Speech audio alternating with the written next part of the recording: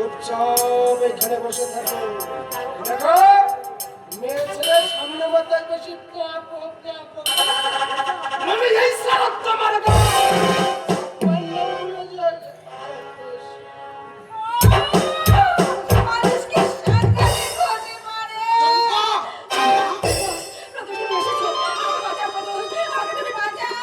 কিন্তু তুমি এখানে কি করে এলে?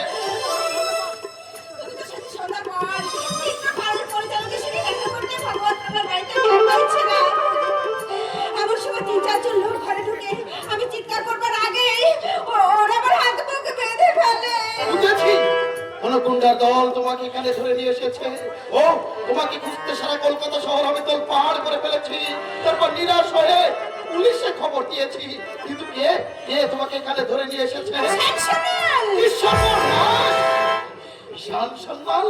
তুমি জানো না চম্পা, ওই বিশাল সান্যাল কি সাংঘাতিক লোক। সে না পারে এমন কোনো কাজ নেই। এখন উপায় কেমন করে ওই শয়তানের কবল থেকে তোমাকে রক্ষা করবো। ও ভগবান, এ তুমি কি করলে? একটু আগে কিন্তু পুলিশের লোক এসেছিল। কে, নিরঞ্জন রায়? হ্যাঁ, তুমি কি করে জানলে? আমি তো তারই কাছে গিয়েছিলাম। কতক্ষণ হলো গেলেন তিনি? এই যে একটু আগে ঠিক চলে গেছে। আচ্ছা ঠিক আছে, আমি তার সঙ্গে একবার কথা বলে আসি। শোনো, বিশাল সান্যালের ভয়ে আমি কিন্তু তার কাছে সব কিছু মিথ্যা বলেছি। পুলিশের কাছে তুমি মিথ্যা বলতে গেলে কেন? আচ্ছা ঠিক আছে, আমি এখন কি করব? চুপচাপ এদের কথা মতো তুমি কাজ করে যাও চম্পা। এরা যে আমাকে খুব পথে নামাতে চাইছে। কি করবে? উপায় যে নেই চম্পা। তুমি তুমি কি করে কথা বলতে পারলে? ইচ্ছায় হোক অনিচ্ছায় হোক তোমার কাছে আমি ধর্ম হারিয়েছি। তুমি আমাকে বিয়ে করবে বলে প্রতিশ্রুতি দিয়েছিলে। সেই তুমি। হ্যাঁ, আমি তোমাকে ভুল বুঝবো না চম্পা। আর সে চাই তো তুমি এ পথে নামছো না। যে যাই ভাবুক আমি জানবো আমার চম্পা ফুলের মতো পবিত্র। তুমি এখন যাও চম্পা, আর দেরি করো না। আমি যত তাড়াতাড়ি পারি তোমাকে এখান থেকে উদ্ধার করবো, তারপর তোমাকে বিয়ে করবো। যাও যাও চম্পা।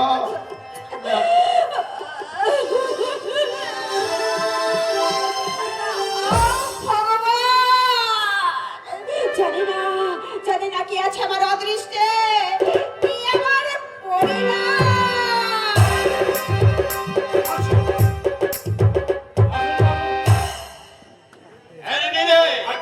সেদিন তো আমার সঙ্গে প্রদর্শের বাড়িতে গিয়েছিলি, বাইরে কেমন দেখলি বলতো? বাইরের চাকচিক্য তো খুব, ভেতরে কি আছে কে জানে? আছে রে আছে, ভেতরেও আছে। ওর বাবা রাজেন্দ্র নাম ভোগের ছিল, রোজগার করেছে দুহাতে। সে কি তার একমাত্র ছেলের জন্য ব্যাংকে 10-20,000 না রেখে গেছে? কি জানি বাবু, কিন্তু বাবু যা করবেন একটু দেখে শুনে করবেন। শিব করতে যেন আদর না করে। কি জানি বাবু, ওই মেয়েটাকে আমি ছোট্ট থেকে কোলে পিঠে করে মানুষ করেছি তো, তাই ওর মুখে শুক্র দেখলে আমারও মুখটা দেখে এমন করে ওঠে বাবু। আমি জানি মিলিয়াম, ওকে 2 মাসের রেখে ওর মা মারা যায়। তখন যদি তুই না থাকতি, সুচেরকে বাঁচিয়ে রাখা আমার পক্ষে হয়তো সম্ভব হতো না। ঠিক যে বলো বাবু, আচ্ছা আমার মালিক বাঁচিয়েছে। সুজিত আমার মা, আমার একমাত্র মেয়ে। আমি কি চাই মা আমার অমাত্র কিংবা সুখী হোক? তাই যদি না চান তাহলে একটু ভালো করে তলিয়ে দেখুন তো বাবু, দিদিমণি কিসে সুখী হবে? এই যে বলতে চাস, দিদিমণির মুখে হাসি ফোটাতে এই কৌশিকের সঙ্গে মানে একটা ভিখারির সঙ্গে তো দিদিমণির বিয়ে দিই। তাতেই যদি দিদিমণি সুখী হয় তাই দিয়ে দাও না। তাছাড়া মাস্টারমশাই শিক্ষিত, বুদ্ধিমান, দেখতে শুনতো খুব ভালো। তাছাড়া চিরদিন কি মাস্টারমশাই এই অবস্থা থাকবে? এরকম ভালোবাসা নয়, নাম হলো মোহ। মানুষ ভয়ের বসে এমন অন্যায় করে থাকে। সাগরের সংসারে চিরস্থায়ী হয় না, বাজির মতো 2 দিনেই মিলে যায়, বুঝলে? দিদিমণির মতামতটা একবার মতামত যদি ভুল করে বিষ্কম মৃত করতে চায়, আমাকে জেনে তাই করতে হবে। ওই কৌশিকের সঙ্গে সুস্থার বিয়ে দাও আর হাত পা বেঁধে জলে ফেলে দাও, একই কথা। আপনার মেয়ে, আপনি হাত পা বেঁধে জলে ফেলে দাও আর ডাঙায় তুলে রাখো, তাতে আমার কি? আমি তো চাকর, চাকরের আবার মতামতের মূল্য কি? কিন্তু দিদিমণির অমঙ্গল আমি চাই না বাবু। এই গরিবের কথা হয়তো একদিন মিষ্টি লাগবে। না, সোমনাথ পশ্চিমে ভুল খুব কমই করেছে, এক্ষেত্রে করছে না। ওদোষের বাবাকে কথা দিয়েছিলাম তার ছেলের সঙ্গে আমার মেয়ের বিয়ে দেব। তাহলে কি ওই প্রতুল বাবুর সঙ্গে দিদিমণির বিয়ে ঠিক করলে?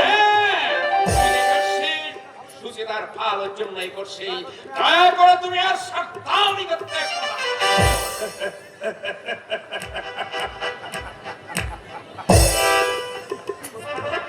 সত্যি তো আর নেই, আর নেই। সপ্তাহে করতে যাওয়াই আমার ব্যথা। মাইনে করা চাকরের আবার মায়া মমতা কি? কাঁদো, এখন তুমি গা ছড়িয়ে কাঁদো। কেন কাঁদবো? কেন কাঁদবার কি হয়েছে? হয়েছে আমার মাথা আর মুন্ড। আগের মতো তুমি আর হাসো না কেন? তোমার এই ভেতরটাতে পুড়ে খাক হয়ে যাচ্ছে। আমি তো বুঝতে পারিনি মনে করেছ। বুঝতে পেরেও তো কোনো উপায় করতে পারবে না দিদা। পারবো না।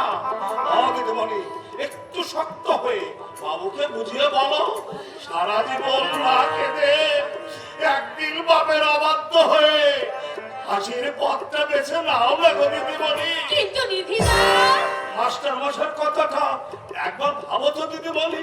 সে তো তোমার কোনো ক্ষতি করেনি। এত বড় দুঃখটা তুমি তাকে দিও নি দিদিমণি, তুমি তাকে দিও নি। তাকে আপনি করে দিলে দুঃখ দেব? কথা যে আমি কল্পনাও করতে পারিনি নিধিদা। মায়ের সামনে দাঁড়িয়ে সংকল্প নিয়েছিলাম কৌশিকের জীবনটা আমি হাসি আনন্দে ভরিয়ে তুলবো, কিন্তু কিন্তু তখন তো আমি জানতাম না নিধিদা, মেয়েরা খাঁচায় বন্দি পাখির মতো নিতান্ত অসহায়। দিদিমণি হ্যাঁ নিধিদা, তাই শরীর আকাশ থেকে তারা শুধু ছটফট করেই করবে, ওই খুশির হাওয়ায় উড়তে পারবে না। এখনো সময় আছে দিদিমণি। বাবাকে তো তুমি জানো নিধিদা, আর তাছাড়া আমি বিয়ে হয়ে বাবাকে কেমন করে বলবো? বলতে না বলো কাঁদো, কাঁদো, মাস্টার মশাই কাঁদো, আর আমি পছন্দ তাই দেখে আহা করে আছি।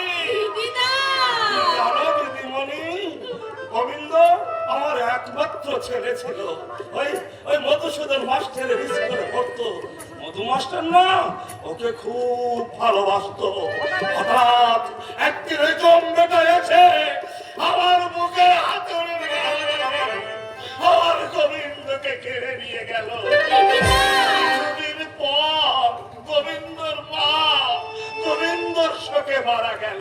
নিধিদা, তোমাকে পেয়ে আমি আমার গোবিন্দের কথা ভুলে গিয়েছিলাম দিদিমণি। তোমার কান্না আর আমি সহ্য করতে পারি না দিদিমণি, আমি সহ্য করতে পারি না। তা আমি জানি নিধিদা, কিন্তু কিন্তু আমি কি করবো বলো? নিধিদা, সোনার চাপ ছেলে তোমাকে না পেলে সে তো পথে পথে কেটে বেড়াবে। নিধিদা, আমার একটা উপকার করবে? বলো, নিশ্চয় করবো, নিশ্চয় করবো। এটা এটা তোমার মাস্টার মশাইকে পৌঁছে দিতে হবে। আমি চলে যাচ্ছি দিদিমণি। আর তুমি ভেবো না আমি যাবো।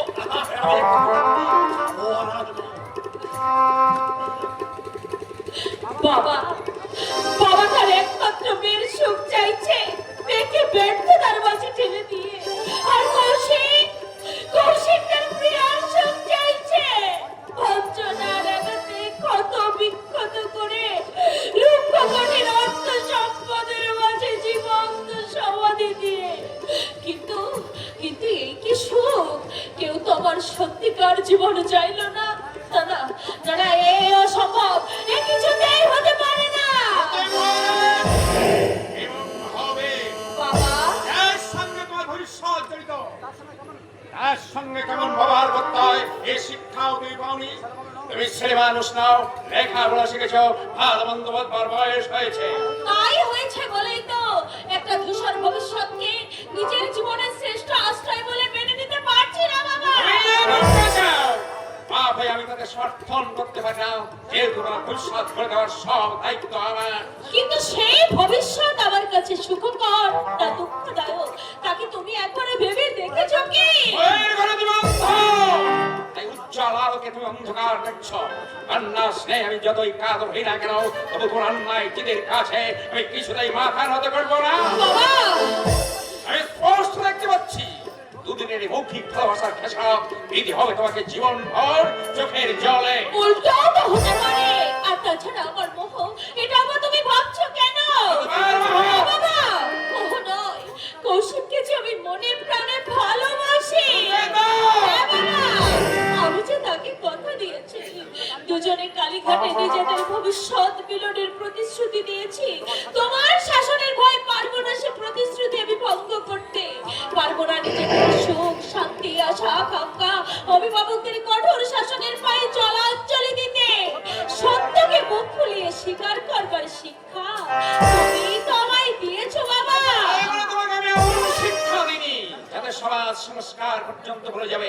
কৌশিকের সমাজের সঙ্গে তোমার সমাজের দূরত্ব অনেক। কি সে দূরত্ব? চাল চলন আচার ব্যবহার অর্থ সম্পদ প্রতিষ্ঠা প্রতিনিধি।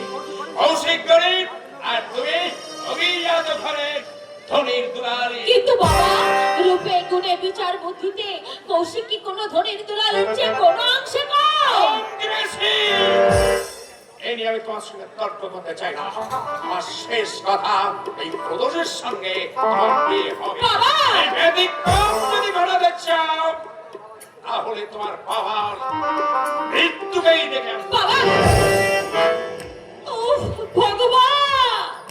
তুমি আমার মৃত্যু দাও! তুমি আমার মৃত্যু দাও!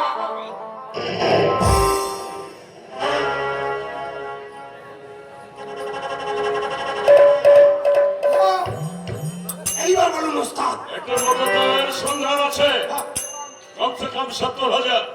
কিন্তু বহুত জোর খবর। কোথায় ওস্তাদ? সদানন্দ আশ্রমে তারা এখন বিশ্রাম নিচ্ছে। রাতে রাঁচি এক্সপ্রেসে রাঁচি যাবে। রাশি রাশি যাওয়ার আগে কাশি ভরে দেবো না। লোকটির মাঝারি বয়স, রাম ফর্সা দোহারা চেহারা, পরনে ধুতি পাঞ্জাবি। দুজনের কাছে চামড়ার দুটো ছোট সুটকেস আছে। তবে মাল কোনটায় আছে এটা আমি ঠিক বলতে পারবো না। না, ওস্তাদ বলবো দরকার নেই। ওই দুটোকে একসঙ্গেই ঝাড় তুস দেবো। একজনের নাম বীরেন সরকার আর একজনের নাম প্রফুল্ল সরকার। অতগুলো টাকা নিয়ে কলকাতার কোন হোটেলে থাকা নিরাপত্তা নাই ভেবেই তারা নিরাপত্তার জন্য আমার এই সদানন্দ আশ্রম বেছে নিয়েছে। একেই বলে ওস্তাদ, যে খাইছি নি তাকে চিন্তা বলি। ইয়াসিনকে বলবেন মোকাবেলার সব হাতিয়ার সঙ্গে নিতে। রোস্তার বকিলে সিনেমায় গেছে, সে যাতার সময়ে তোমাদের সঙ্গে মিলিত হবে। তুমি পল্টুকে খবর দিয়ে আশ্রমে চলে যাবে রঘুনাথ। এই সঙ্গে শুনে কি রঘুনাথ দাঁড়ায়? আমি যাও। নমস্কার! নমস্কার নমস্কার নমস্কার। পোশাক থেকে বুঝতে পারছি পুলিশের লোক। অন্য পরিচয়? আপনাদের মতো অনেক রকমের পরিচয় আমার নেই। অনেক রকম পরিচয়, মানে বুঝতে পারলেন না তো? মানে আপনারা হচ্ছেন মহাজ্ঞানী মহাজন। নিম্নগামী প্রাণকে সৎ পথে ফিরে আনতে পরিস্থিতির অনুযায়ী কত রকমের রূপ আপনারা ধরতে পারেন। এই যেমন ধরুন, রুগ্নের পরিশ্রম, দুঃস্বার্থের পাশে একটা, আবার কখন আশ্রমের মহাসাধক। মহাসাধক বলবেন না, মহাসাধক বলবেন না। কতটুকু এগোতে পেরেছি? অনেকখানি এগিয়েছেন। আর আমার পরিচয় শুধু ওই একটাই, পুলিশ রাজ অপরাধী অপনেশ্বর। আরে তোমায় যেন কোথায় দেখেছি।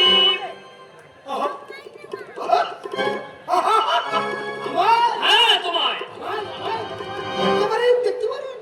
কোথায় দেখেছি মনে পড়ছে। হ্যাঁ মনে পড়েছে, গলিকালায় চম্পার ঘরে। ছি! অফিসার, ছি! এই কথার একবারও মুক্তি উচ্চারণ করবেন না। আমি আমি চম্পার ঘরে কলিকা রাম রাম। নিরন্তর চোখ একবার যাকে দেখে তাকে সহজে বলে না কি নাম তোমার। ওই বেলিকর বেলিকর। মিথ্যে কথা, তোমার নাম রঘুনন্দন ঘরে। হয়েছে হয়েছে অফিসার। আপনার ভুলটা কথা হয়েছে এটা আমি বুঝছি। আরে হলেন অফিসার, মুইরে কিছুদিন আগে পুলিশ হ্যান্ডকাপ করাইয়া থানা ধরে লয়েছে। থানায় যাইয়া আমি তো অবাক, এই ঠিক আমার লাহান পুলিশ আরেকটা হ্যান্ডকাপ করাইয়া থানা ধরে আনছে। অফিসার ওইখানে বসে বসে ভাবতাছি, আমি যেন আয়নার মধ্যে আমার নিজের চেহারাটা দেখতাছি। আমি বলছি আপনি দেখছেন, এইটারে দেখছেন স্বামীজি। সে কথা তোমাকে আমি বলছিলাম। নশ্বর দেহ কদিনে, দুদিন পরে সব ছাই হয়ে যাবে। স্বামীজি, প্রত্যেক মানুষের উচিত মরার পরও বেঁচে থাকার জন্য কিছু স্বামীজি, করা। মরার পরে মানুষ কেমনে বাঁচে? কর্মের করে, কর্মের- কৃতির মাধ্যমে মানুষ মরার পরও বেঁচে থাকে। সেই কর্ম স্বামীজি। সেবা, মানুষের সেবা, মানুষের সেবা করলেই যে আমার ভগবানের সেবা করা হয়। স্বামীজি, সেবার মতো বড় ধর্ম বা কর্ম এই জগতে আর কিছু নাই, স্বামীজি, আর কিছু নাই। আচ্ছা তুমি এসো, সাধু সাধু, হ্যাঁ, এসো বাবা, এসো। ঠিক আছে, এসো, এসো, এসো। সব তোমার মঙ্গল করুক। ভালো ভালো যাও বাবা। এসো, এসো, এসো। হ্যাঁ, স্বামীজি, হ্যাঁ।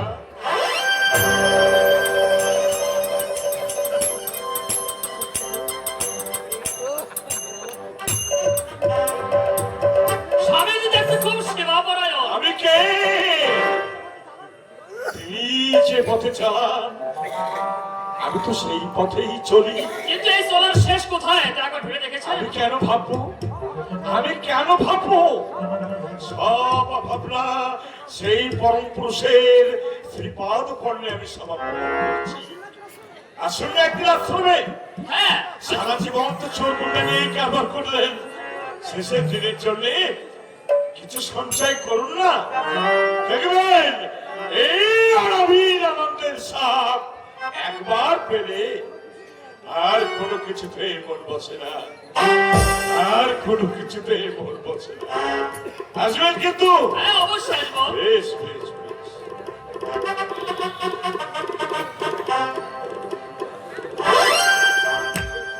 আশ্রম, হ্যাঁ বিশাল সান্যাল, এবার তোমাকে তোমার আশ্রমে নিয়ে যাবো। তবে সে আশ্রমের নাম কয়েদের খানা।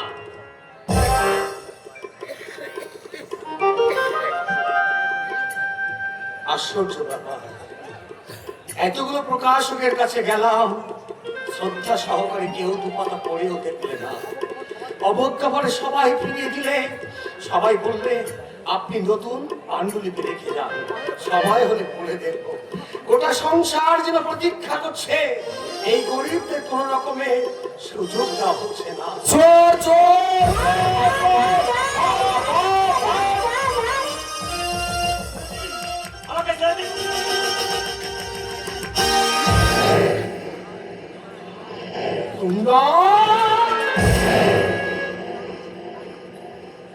কুন্দল, তুই তুই হার চিনি নিয়ে পালাচ্ছিস? এই, তুই না আমার ভাই, আমি তোর ভাই। সৎ পথে আমি অনেক চেষ্টা করেছি, প্রতি ক্ষেত্রে আমি নিরাশ হয়েছি, তাই বাধ্য হয়ে বংশের কুলাঙ্গার পেটে যদি এতই জ্বালা ধরেছিল, তাহলে মোট বইলি না কেন, রিক্সা টানলি না কেন? তাতে তুমি মাথা উঁচু করে বাঁচতে পারতাম। মাথা কোথায়? কোথায় তোমার মাথা? তোমার এমন এমে উদ্ধার মস্তিষ্কের লেখাগুলো প্রকাশ করে চারিদিকে তোমার নামে ধন্য ধন্য রাবত্ব পাচ্ছ, পাচ্ছ তার কোনো মূল্য? এ জীবনে যাদের মাথা উঁচু, তারা চিরদিন মাথা উঁচু করে থাকে। চুরি করলেও তাদের সাজা হয় না, খুন করলেও তাদের টাকা করে খালাস পায়।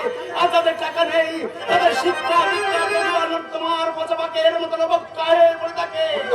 অনাহারে, অর্ধাহারে, রাস্তায় পড়ে অকালে মরে। পালিয়ে গেল, এইদিকে পালিয়ে গেল।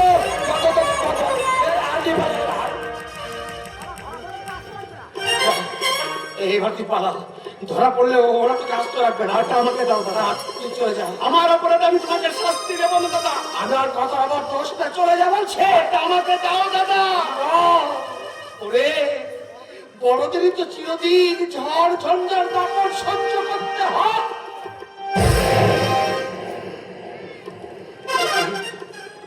এ হার তুই কোথায় পেলি? সিনেমা দেখে স্বামী স্ত্রী ফিরছিল, আমি অন্ধকারে হার সিনেমা পালিয়ে এসেছি। তোর এই অধঃপতন দেখার আগে আবার যদি বৃদ্ধ মৃত্যু হতো